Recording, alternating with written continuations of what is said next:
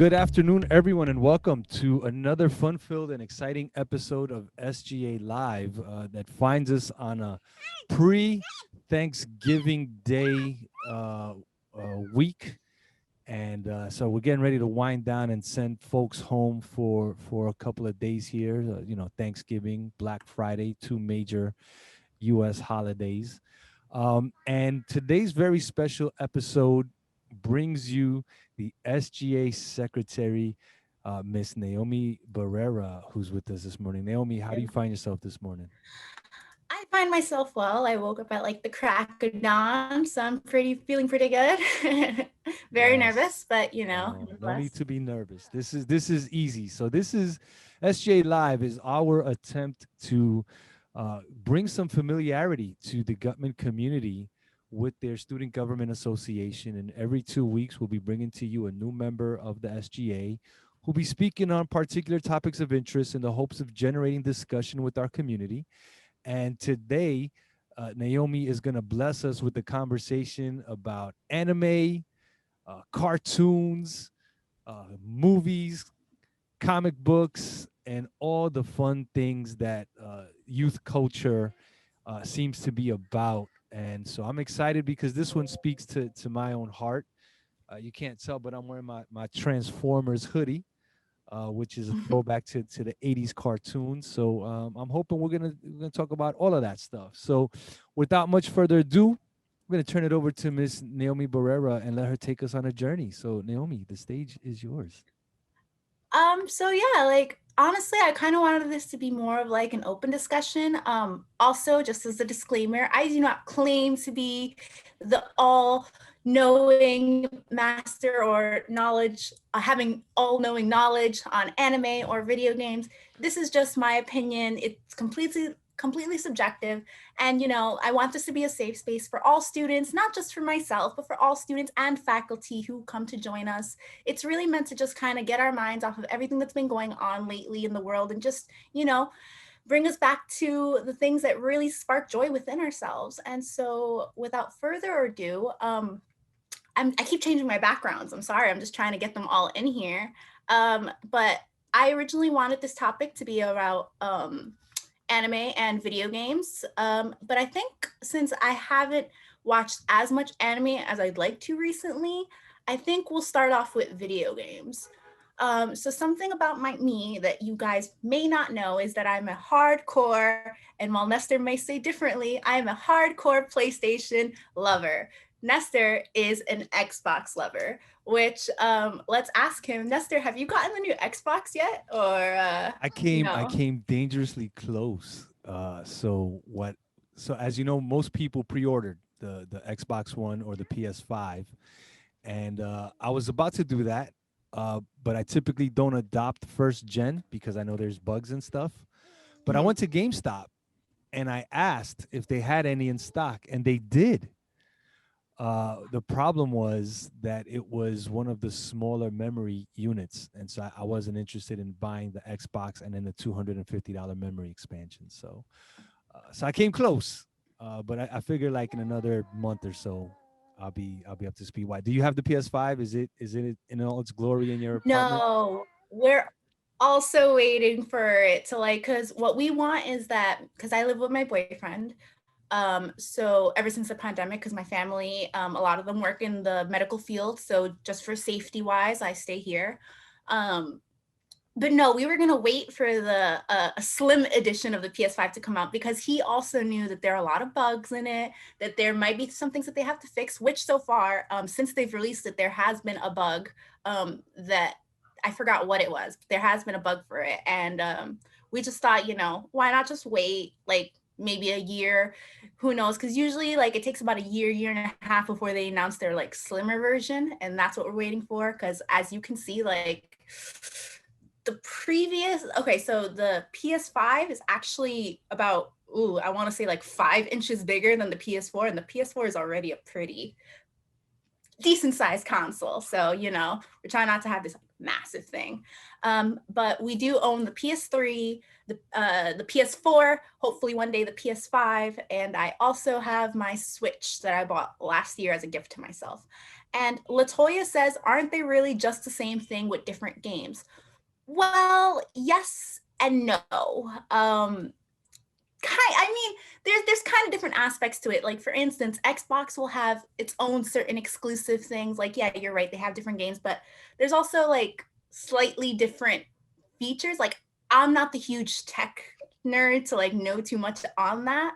So I wouldn't be able to tell you, but if Nestor knows any of the slight differences that make him so compelled to buy an Xbox, then he can definitely tell you. Well, I think part of the differences obviously are there are console exclusive titles. So certain games like Spider-Man, the newest Spider-Man, Miles Morales, God of War, Shadow of the Colossus. These are games that are specific to PlayStation, whereas things like Halo are the exclusive domain of Microsoft and the Xbox. So there's certain games. I think the gaming communities are different. Also, the Xbox gaming community has been an easier one to transition to, even as a first timer, where the PlayStation gaming community, there's a couple of steps you got to jump through to get online with folks. But they're both not as hard as the Nintendo Switch community, which is a harder one to get into. So um, I highly recommend the Xbox. Yeah. Highly. I also highly recommend, even though I don't have it yet, a PlayStation. Doesn't matter. Well, I would say, I like the PlayStation 4. I've had no issues with it so far. Um, I definitely like we got the classics on it. Like, and I know that the classics they also have it on the Xbox now, like Spyro and Crash. But I grew up playing the PlayStation 1 and it was just my entire childhood. My mother, she used to work really late hours, and so when she would come home, she would take the time out of her day to actually play with us. And I remember always playing Spyro with her, and it's just something that we were all able to do together. It was really fun. It was one of the more fonder memories of my childhood. um Jeraine tells us that she used to play Xbox with her dad, and yeah, like, that's the thing about our culture now, the way that technology is moving. It's also used, it's like people think like, oh, that's just something meant for kids. Like, no, it's not something meant for kids. It's something that really does bring the family closer together in ways that you wouldn't expect. Like my mother being almost 50 years old, you wouldn't expect her to be playing video games, but she was like, she was just with I me. completely expect your mother to be playing video games. She came up in that Did you? generation. It's one of those things that I think if you look at the generation before mine, they came up on game nights with card games and board games and Dungeons and Dragons RPG I style. never played that. The, How was the, that? it's fun if you have the right people, and I think that's part of this thing is that our generation came up with video games in the house: Nintendo, Sega Genesis, TurboGrafx, Neo Geo, the Jaguar, the Dreamcast, PCs. And so that the ability to have a parent that is familiar with the technology and comfortable to use it, to then have a child who enjoys the gaming, I think is a great kind of formula for some of that bonding that you're talking about. So I'm excited that your mom plays games, and I think more parents should play games. Yeah. Definitely, definitely. Like my boyfriend's parents, for instance, they're a little bit more old timer. They're from Poland. Um, and so they don't really deal with that stuff. They think of it as like a kiddie thing, but it's not always the case. And on top of that, I believe, if I'm not wrong, oh my God, please correct me if I'm wrong, but there was like a study about how like kids who play video games are oftentimes like, I wouldn't say smarter, but they perform better academically or something like that, because it makes your like it's doing something with your brain. I'm not really sure what it is. But that's something that I heard. And so, people always think of people who play video games as like lazy and this and that, blah, blah, blah. But that's just a common misconception that people have on that. And it's something that hopefully we can break out of as we keep going on into the future.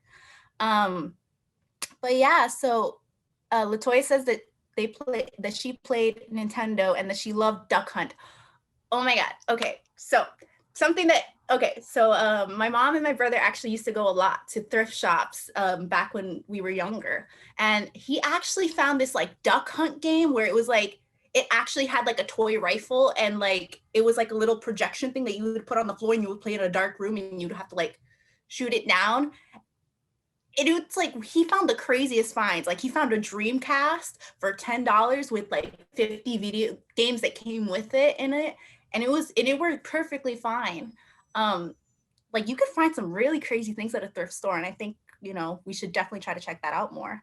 Latoya says that she's feeling so old right now. Like, no, not at all. Like, there's some things that people don't expect, like the younger generations to be playing, but we're here playing it. And another thing is that um, something that I really loved about Nintendo, because it was always Nintendo and PlayStation for me. So I remember playing Mario 64 at my cousin's house, and we would like always be trying to like play. And like me, as a kid, I'm easily frustrated when I can't win something. So Mario definitely used to grind my gears in a certain way. I used to be obsessed with my DS. Yeah, I have my DS actually now. I have the new 3DS XL one, and I was playing Legend of Zelda on it, Majora's Mask, Ocarina of Time, and let's move on a little bit to Nintendo and talk about the Switch. So Mhm. I'm currently, and I know I keep jumping from topic to topic. Please feel free to tell me, like Naomi, stick to one thing. It's just when it comes to talking about games, there's just so much to talk about. But when we go to the Switch, I'm currently replaying um, Legend of Zelda: Breath of the Wild, an absolutely amazing game. I would highly recommend 10 out of 10 to anyone who has a Switch. The graphics are just beautiful. The way the game is just the mechanics of the game is just super fun. I love it. Oh, look at Nestor with his Mario Kart background.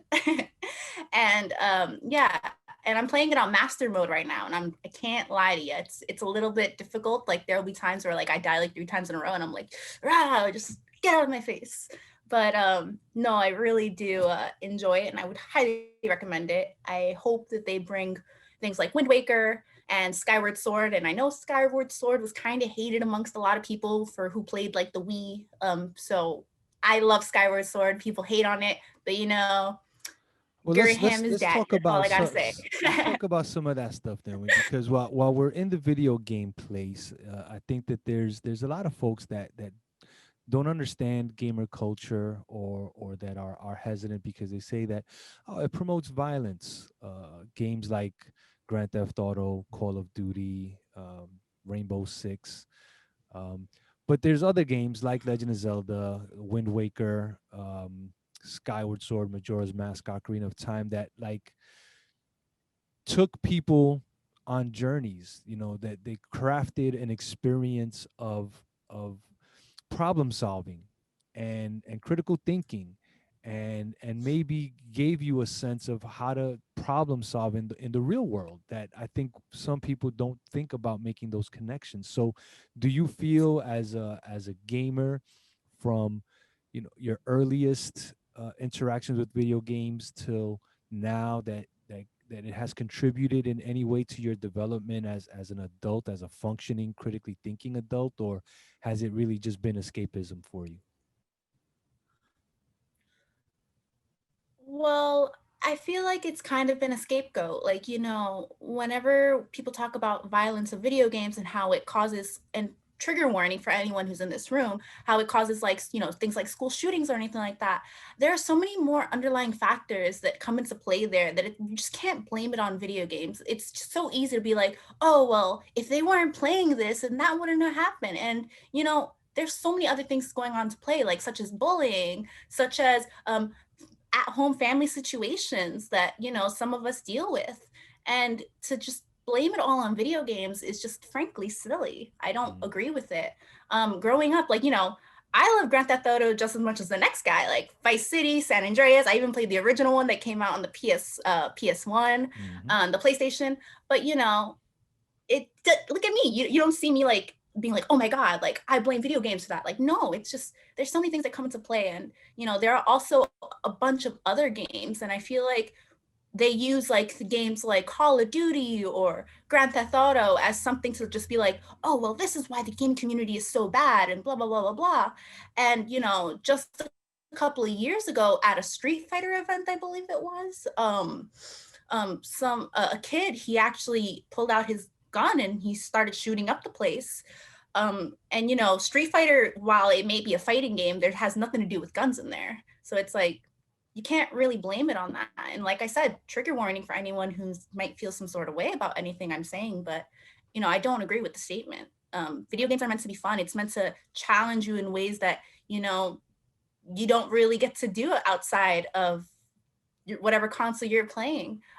Like Legend of Zelda, for instance, Breath of the Wild, they have numerous puzzles in that game that really make you think on how to how can I overcome this task? What can I do? There are games like Spyro, for instance, which I absolutely love, where you also have to think about strategies on what you're going to do next. Or games like Crash, where it's like, okay, so this is the path I have to take, and if I want to finish this run on a certain amount of time to get this crystal, well, then I got to figure out what's the best route for me. There's so much that comes into play, and that's just my personal opinion on it. And Okay. wait, Have you Drain says that ever? she's Yeah, oh, Drain says you played Wizard 101. I'm not. That's a new one to me. I don't know what that is. I gotta admit. yeah. If you want, you Uh, could let us know I'm about gonna that. I'm gonna have to find out about it. But have you ever rage quit, Naomi? Oh yeah. Oh yeah. What is it? For those people that don't understand what rage quitting is? Why don't you put them in to what is rage quit? So rage quitting is basically when you're trying to let's say that there's this really hard boss, for instance, and you keep getting killed over and over and over again, and you're just like, you know what, screw this, I'm not gonna play this anymore. And you some people do, there have been times where I've hit my controller and I'm just like, oh, and I just toss it on the bed. I'm like, oh, forget this, man. And that's happened a lot with Borderlands. Borderlands 1. Yeah, I played absolutely. Borderlands 2. I didn't play it in order, but Borderlands 1, because Borderlands, it's an RPG game, so you have to grind in order to, and grinding means you're killing enemies to level up. So with Borderlands, if you're not a certain level and you try to take on this massive enemy, even if they're the same level as you, there is a good chance that you will be obliterated. Mhm. And having to do that over and over and over again, and some of these enemies are so tedious, it's just like I'll do you later, just leave me alone. And then I don't want to know nothing about video games for the rest of the day because I'm just so triggered. Yeah, yeah. Very underrated game, kind of old, but they're constantly updating. And she said, LOL, same. And rage quit can happen with any game. It's happened with Bubble Witch Saga for me. I'm playing Bubble Witch and I'm like, why can't I get to the very end? It happens with any game. So and since you brought up this concept, so we were talking about consoles. We mentioned PC gaming, and Julia just brought up the question that I was going to bring is the mobile or tablet gaming. Do you consider that to be gaming as well, or are we Absolutely. snobs here and believe that only PC and consoles is gaming? No, I consider that gaming. It doesn't matter what console you are on. I know that there are a lot of snobs out there who are like, mobile gaming, at the end of the day, it has gaming in it. So it is a game. It is a video game. It might not be the one that you may be used to, but that doesn't mean that it's not. You can't just write it off. It's like a lot of things. You may not be used to it, but it still is what it is. And I myself enjoy video games like Among Us. You wouldn't say that's not a video game, yet you see these YouTube streamers streaming that game all the time. So yes, it is a video game. You can play it online, you can play it on your phone. And at the end of the day, whether you like it or not, it's a video game. Yeah, So I the only but thing I that's like I know said, the only thing I know yeah, about Among Us is that red is sus. That's pretty much all I know. it's orange that's sus, okay? Orange is sus.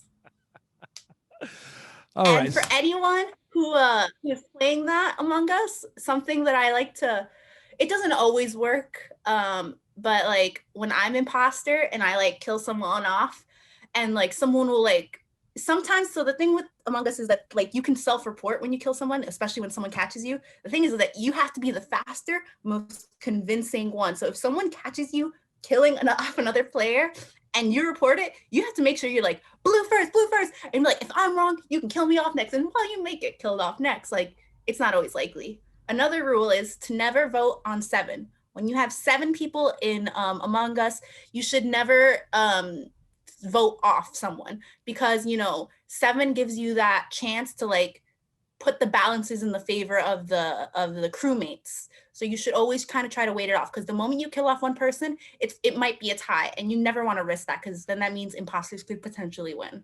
So Yeah. that's something that I could say. All right. Oh my god, I used to play Harry Potter on anyone who knows me, huge Harry Potter fan. I used to play the GameCube games. Amazing, Yeah, beautiful. we Oh, we actually have in the audience, you have Senor Danny Cordova, who who is was it? self-professed, I think Slytherin. Yeah, If his I tree is a remember, Slytherin. he's a Slytherin. So uh, go to his desk if you get a chance, and you'll be transported to what's the name of the school? Hogwarts. Hogwarts. There you go. Yeah. But Oh, if I'm we were in sorry. America, it would be I forgot what it was. I forgot what the school name was for the American one. Oh my god, I have to look it up. Well, I feel so embarrassed. Such a fan, yet I forgot. And I misspoke. Danny is actually Ravenclaw, not Slytherin. So I'm uh, Hufflepuff. Does anyone else here know who they are? Oh, bye, Julia. we Thank you for are coming. It all meant nerds in this space, but that's great. So I think that's a beautiful transition. So you started with video games, and I think you gave a glowing love letter to the video games, and now we've got Harry Potter. We've got some of these properties that speak to a generation. I think Harry Potter is more your generation than it is my generation. But it has been transformed into cosplay. People actually play the flying on brooms game. I forget what that's called. Uh, Quidditch. Quidditch. There you go. I knew it was. Showing your age, mister. Yeah, I know. And oh, look, we got a whole school of Ravenclaws. Joanna, Jeraine, Danny, all Ravenclaws. So that's pretty cool. What are there 4 schools of Harry Potterness, right?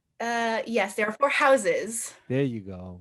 It's like the 4 colleges, right? So Hufflepuff, Ravenclaw, Slytherin, and what's the last one? Muggletree, Come on. Muggledorf. Are you really not going to remember the main one? Um. Griffin. Oh, there you go. Gryffindors. Yes, Gryffindor. Yes. There you go. Yes. So have you cosplayed as Harry Potter? Do you cosplay? Is that a part of your repertoire, Oh Naomi? my god. No, I don't cosplay only because it's so expensive, and I'm that type of person where it's like I don't want to do anything cheaply. So it's like I rather just not do it at all. I don't have the funds. Like some people will literally spend like hundreds and hundreds of dollars on their cosplay, and it looks so amazing. I only cosplayed once, and it was as a Shinigami from Bleach at the 2012 Comic Con. I know, such a long time ago. It was the only Comic Con I ever attended. Um, The I New I York went the Comic second Con day dressed up as, or the San yeah, Diego New Comic? York Okay. Comic Con. Okay. No, New York. Are you crazy? San Diego. I told you I'm cheap already.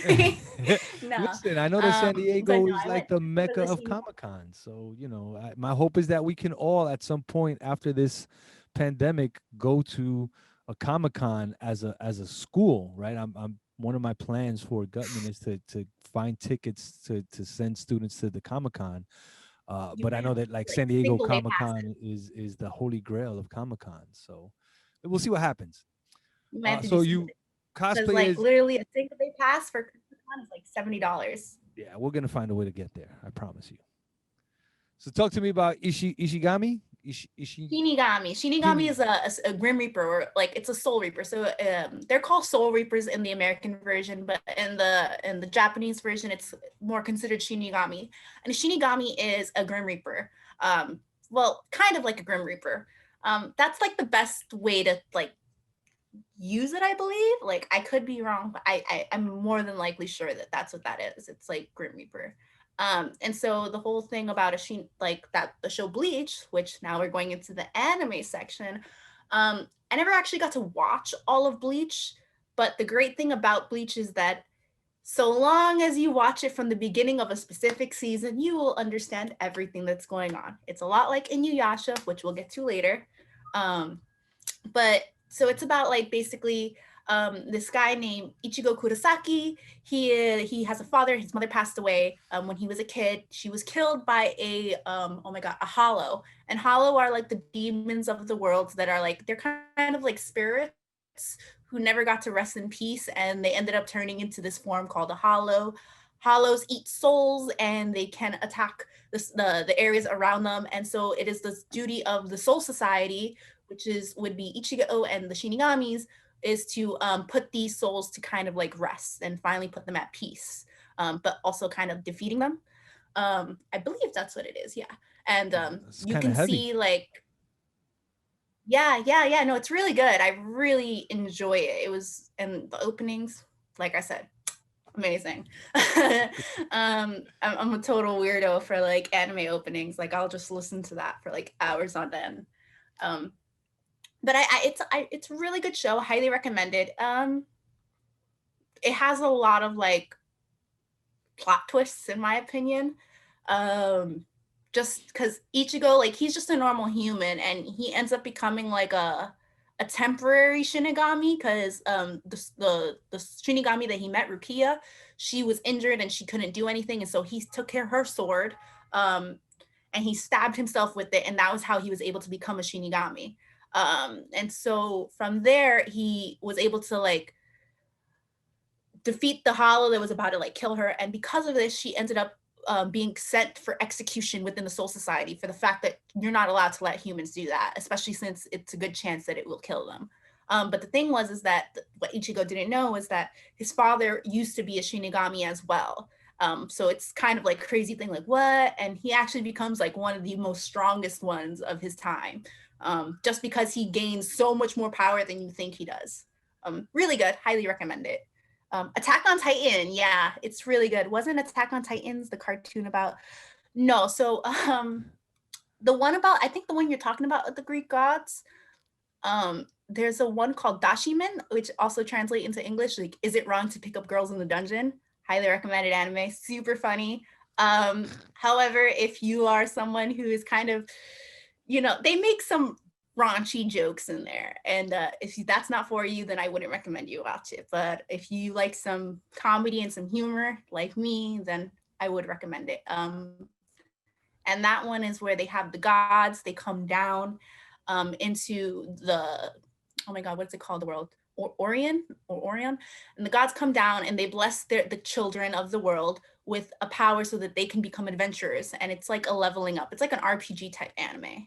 and it's really good. But Attack on Titan also has these colossal titans, which are, they used to be human. And so the whole thing about Attack on Titan is that there's like this little town behind these huge walls, and they have to protect themselves off from titans. And then they have the scouts, I believe it is. Like I'm not too big of, I don't know too much about Attack on Titan. I've seen very little of it, but basically the humans have to protect other humans from these huge titans. And you see, it's really gruesome. Like you see people get killed, you see them get ripped apart, like very bloody, very gory. When it first came out, people were like, "Oh my god, like this is like so gory." It's gory. It's not like the most gory, but it's pretty gory. Yeah. But it's pretty good.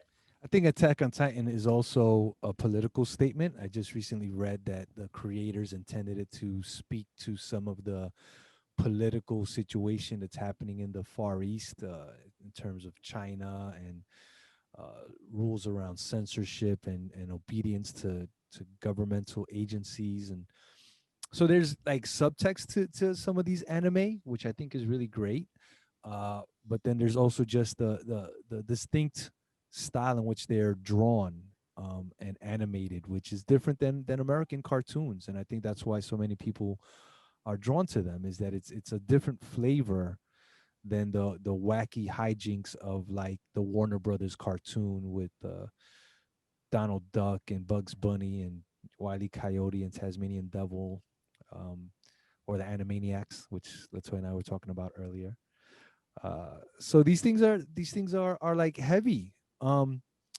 And but I think they do make statements about the society and the culture that we live in.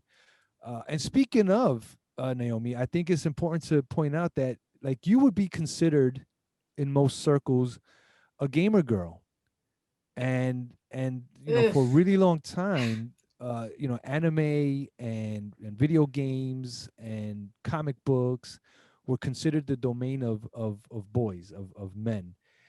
But women have exploded and I think taken over to a degree this subculture that is the comics, the anime, the video games, and all that kind of stuff. So have you ever encountered any folks that are like, you're a girl, you can't know this stuff, you can't like this stuff? Um, well, no, not really, because of the fact that, like, the people that I usually come across, their favorite anime is Dragon Ball Z and or Naruto, and I'm not trying to hate on that, but when you tell me your favorite anime is such a generic mainstream anime, I'm just like, I'm just like, okay, we'll just leave it there. Not to Okay. judge anyone who likes that. They are good shows. It's just, they're not my shows. Okay. Um, but so whenever people try to like debate me on anything, I'm just like, watch a couple more animes, then you could know. And the thing is that I grew up in a family where I mostly got into anime and video games. Yes, I got through video games through my mom, but my cousins definitely helped nurture that because I have my aunt. She has 5 sons and 1 daughter, and 5 of her kids. One, her youngest son, not really too much because he has autism. Like he's kind of while he, while he is high functioning, he's kind of like mute, so he doesn't say much, and he's not really into video games that much. But the other siblings, they're very, very into video games. They're very into anime, and that's kind of how I've blossomed as a person through them. Because I used to go to their house, they had all the consoles, all things. We used to watch animes together. It was super fun. So they kind of showed me so much more. Like they weren't the typical type where like, oh, I like shonen jump animes and that's it. Like and shonen jump animes are like the more manlier ones, like Naruto or Dragon Ball or Bleach or One Piece. Like those would be considered shonen. But the thing with them is that they like shonen and shoujo beat. Shoujo beat was more the feminine kinds, things that like tear jerkers and the ones that are talking about like rom coms and stuff like that. They never like judge. They like all of it. They love the ones that make you cry. They love the one with the romantic comedy. They like the ones with all the brutal and the gore. So, they kind of kept me a little bit open minded on animes and stuff like that. And, I never claimed to be like I said, I don't claim to like know everything about it. If anything, they probably know way more than I do. But I'm sorry, the chat. I'm trying to look at the chat and talk, and I'm just like That's okay. yeah. So yeah, fan service. So if you don't know what fan service is, I'm not sure if this is so appropriate. But fan service is basically like it's. I wouldn't say it's for the men. It's for both men and women because not gonna lie to you, everyone likes fan service every now and then. Um, but fan service is basically like where they like show these very sexy, busty women. So there are very unrealistic beauty standards for our society. But it's meant more in a comedic way. It's not meant to be like, oh my God, like this is what you should like. No, it's meant more in a comedic way. Um, but that's pretty much what fan service is. Like it's literally stuff for the fans, um, stuff that they might find funny or like I don't know. I don't really know how to describe it. I don't So want to I get too think into it because what I you're could be very talking about wrong. is that there's different types of anime. There's categories of it, and I don't know all of the categories, but it sounds like fan service falls into a certain category of adult themed anime, Hmm. which is for a more mature, older crowd, whereas the shonen, the Sailor Moons, the Black Butlers, the Death Notes, the Attack on Titans are more for a skew younger with some of the heavy themes of death and uh, mysticism and meditations on what is life and all this kind of stuff. So there's something out there for everybody. Ultimately, I think is the point. Yeah. Yes. I'm like a I'm like a huge slice of life anime fan. Like, so slice of life is basically like where it's kind of realistic in the sense of like where it's kind of like things that would typically happen in real life. Like, I really love that kind of stuff because it just sometimes they have these animes that kind of show you things that you're also going through, so you kind of connect to it in a different way, and it just kind of you find comfort in it. You just find comfort knowing, like, this person really thought about this whole story. They picked the right pieces of music. They had the right everything, and it just they throw it all together, and it's such a beautiful thing. I really love it. Not many people like it. That's on them. That's fine. Whatever. But I've never seen Ninja Scroll. Oh, Highly go recommend it. Ninja Scroll. Ninja Check it out. Scroll. But also Go. no, continue. Oh, I was just gonna No, say I was gonna Ninja. talk back to something you asked. Right. So Ninja Scroll, Akira, are seminal movies in the anime. And my friend Totoro, who is Oh, by the Miyazaki excellent films. the is it Miyazachi Miyazaki, yeah. Miyazaki films, Miyazaki. who is a seminal Miyazaki. animator from Japan. So any of his films have typically been cutting edge, and some of those themes from the Japanese style of animation, I think, make their way into some of the stuff that you see in the more Disney approach. They're starting to bleed in some of the sensibilities, but definitely Disney is still very much family friendly.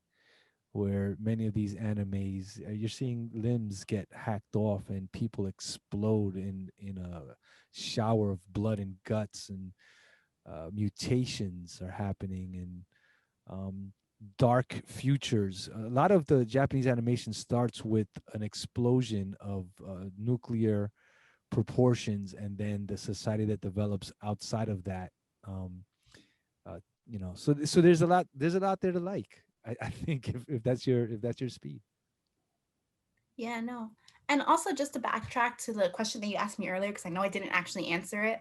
Um, while I may have not experienced people being like, you don't know nothing because you're a girl, like whether it comes to video games or animes, something that I'd like to point out, and it's a really serious issue within the community, is like how women are kind of treated in these communities. Like, they're either sexualized so that they would be more popular or anything like that, or they're treated like, oh, she's just a girl, like she's just a dumb girl, like just who likes to show off like her body features so that she can get more views. And it's really kind of disgusting in a way.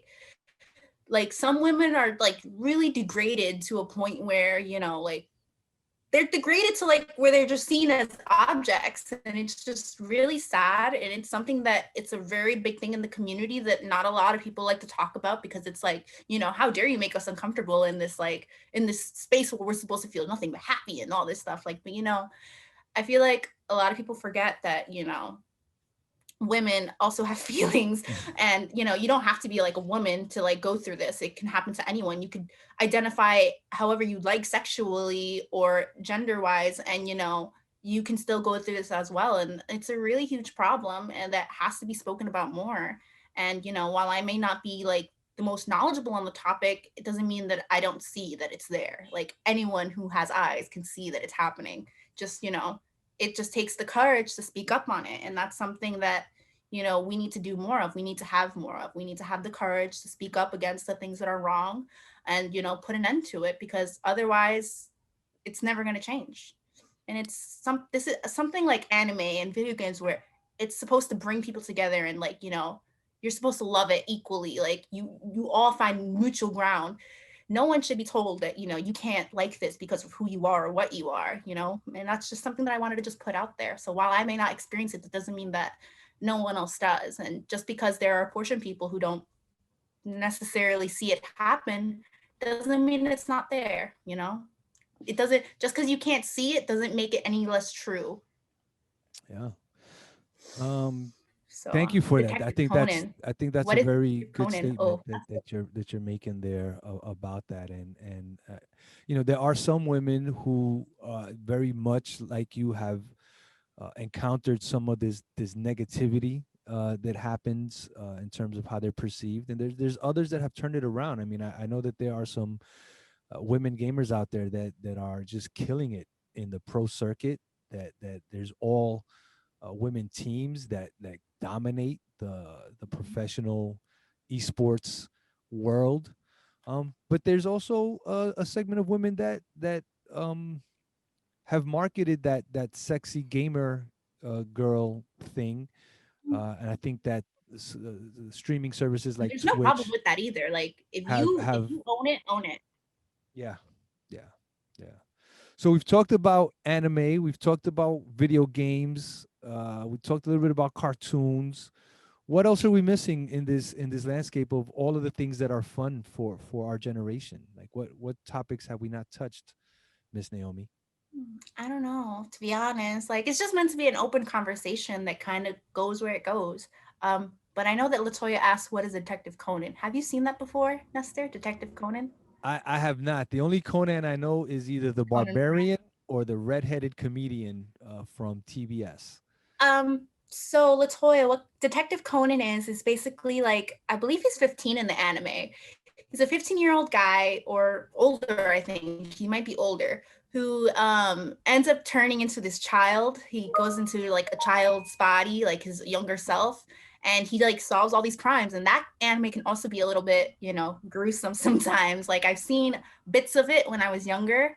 And they have, I think, revamped it a couple of years ago. So like they have a newer thing of it. I'm not 100% sure, but that's pretty much what it is. It's a guy who gets trapped in his younger body self, and in order for him to go into, I believe, his adult form again, he has to take these like pills or something like that in order to like, and it's like really hard.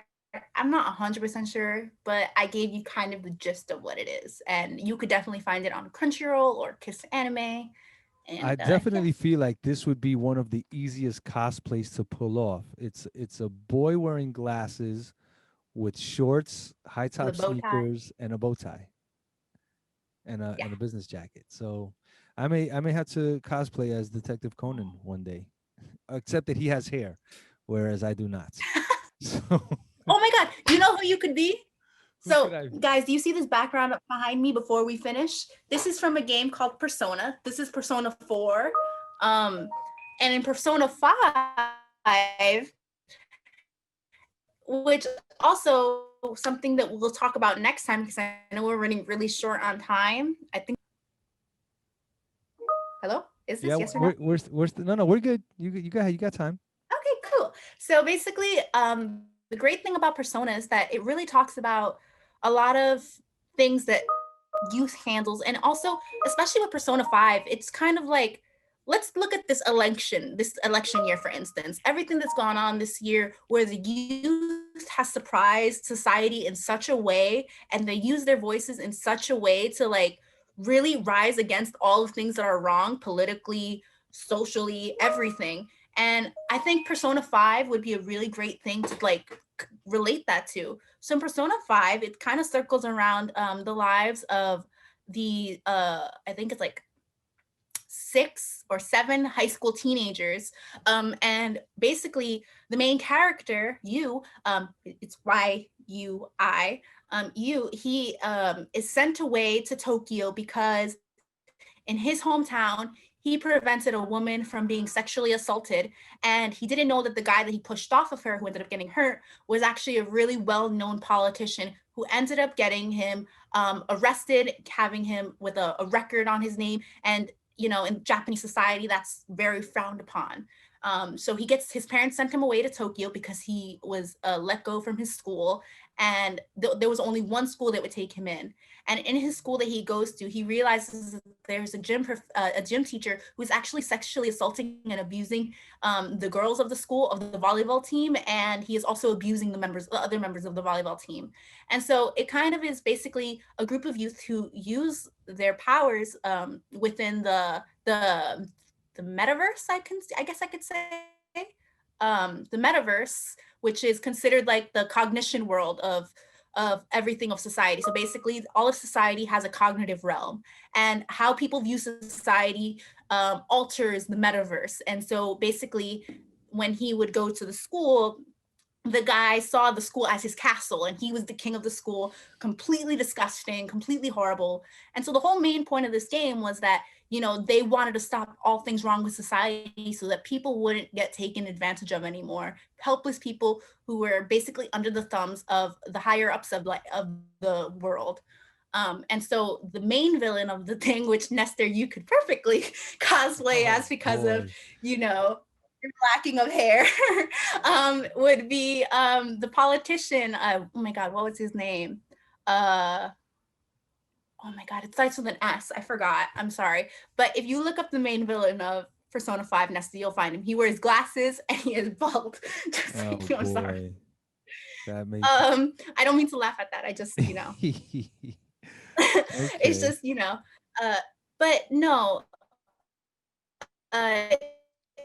it is it's a really good game, and it really shows you, like, if they really put their mind to it, and that, you know, just because we're younger and everything like that doesn't mean that we don't know anything, and it doesn't mean that we're incapable of making a change in our world. And so I think it's a really powerful game that I feel that more people should be playing. And it's a game that you can play on Xbox or PlayStation.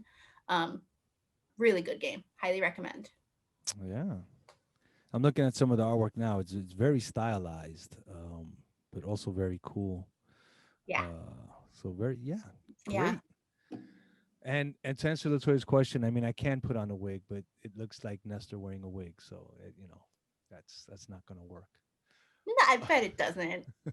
You just probably don't got the right wig. So let's talk a little bit about bringing it around to something that I think everybody relates to as we come into the last like 10 minutes of this is in the pandemic. We've been forced to stay indoors for a large part of that, and then they loosened the restrictions and people could go back outside, and now it looks like we're going back to a forced shut in again. Has your consumption of video games and anime and all that stuff gone up? Have you been able to increase what you're looking at, what you're playing, or are you still kind of at the same rate with the same properties that you've been Mhm. interacting with?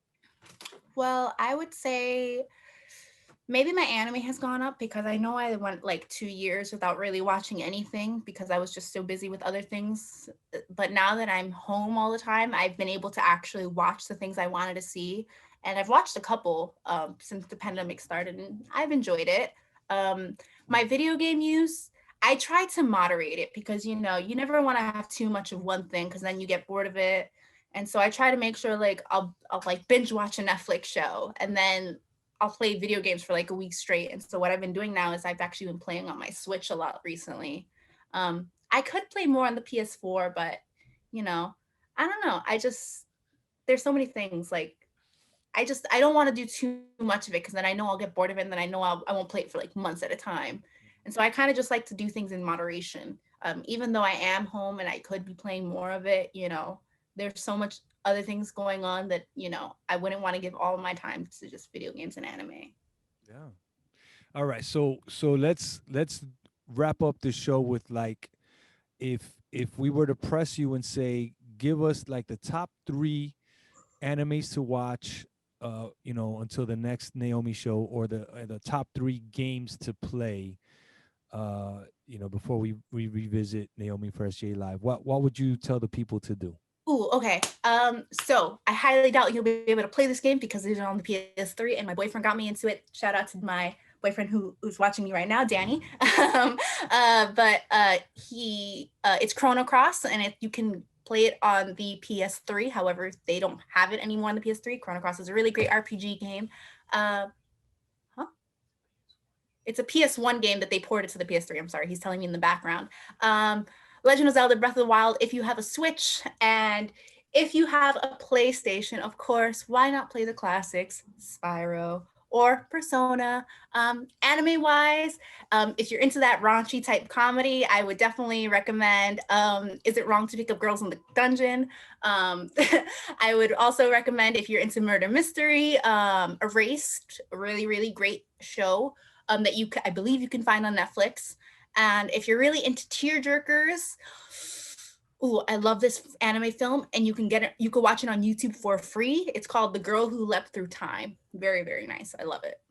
Very cool. Very cool. I would say, my knowledge is not as deep as yours, so I'll go with the classics.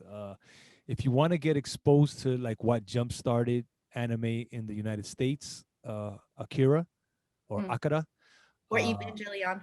or Neo Genesis Evangelion, and the Gundam series, definitely are places to start. But Ninja Scroll, I think, touches all of the things where it's a historical a setting, feudal Japan, the shogunate. There's ninjas, there's demons, there's otherworldly powers, there's politics, there's sex and romance. All of the things that I think make for compelling watching, and it's only an hour and a half, and it's really beautifully done. Um, and as far as games go, uh, I just got the Ultimate Game Pass for Xbox, so that allows me to download almost every game ever created. So I'm literally like a kid in a candy store. But I'm playing Peggle, which is a silly pop cap game where your main job is to make the dots on the screen disappear by bouncing a ball off of them, similar to like Arkanoid or Tetris.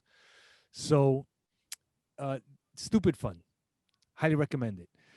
Naomi, last messages for the people as we get ready to roll into the Thanksgiving holiday break. What do you got for them? Thank you so much for being here. All the faculty. Thank you, Jeraine, as a student of the student body and our president. Also, happy Turkey Day.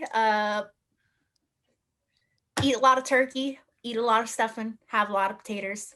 And enjoy yourself, live your life, enjoy your 2 days off from school. And please, if you go out for Black Friday, do not get trampled. Thank you. Yes. Yes, that's an awesome message. A lot of potatoes. I love that. The other thing I'm going to say is please join us tomorrow. Um, we're going to have a Friendsgiving program at 12:30, and it's going to be an opportunity for our students and our members of our community to come together and give thanks and reflect on some of the good things that have happened in these past 9 months. It feels like a lot of negative, but there's been some good stuff, and we want to certainly highlight that with our community. So we hope to see you tomorrow. Uh, gutman.cuny.edu/events, and that'll take you to the link for the Friendsgiving. Um, Naomi, you did a damn good job, Naomi. Thank you, Nestor. Thank you. When I talk about the things I love, I'll always perform well. And that's my hope is that with SGA Live, we want to bring you the SGA talking about the things that they love. This is probably going to be the last SGA Live. Um, it may actually no, I think Angels will be the last SGA Live before we break for the year. So Angel Senator Grandizio will be speaking about sports. And I think sports and pandemic is an interesting topic to talk about. So that'll be in 2 weeks. But for now, we want to say thank you to Joanna, Latoya, and Danny, members of the community that showed up to support Naomi as peer mentor, Naomi as SGA executive officer, to Jeraine, supporting her girl and giving shout outs in the back. We love that. Thank you for And to having me. Naomi for doing an awesome job as co-hostess with the mostest. Thank you for taking time to be with us this afternoon. And Thanks for having me. enjoy your turkey gobble gobble. We'll see you tomorrow at Friendsgiving. And if not, enjoy the week. Black Friday sales. Don't get trampled.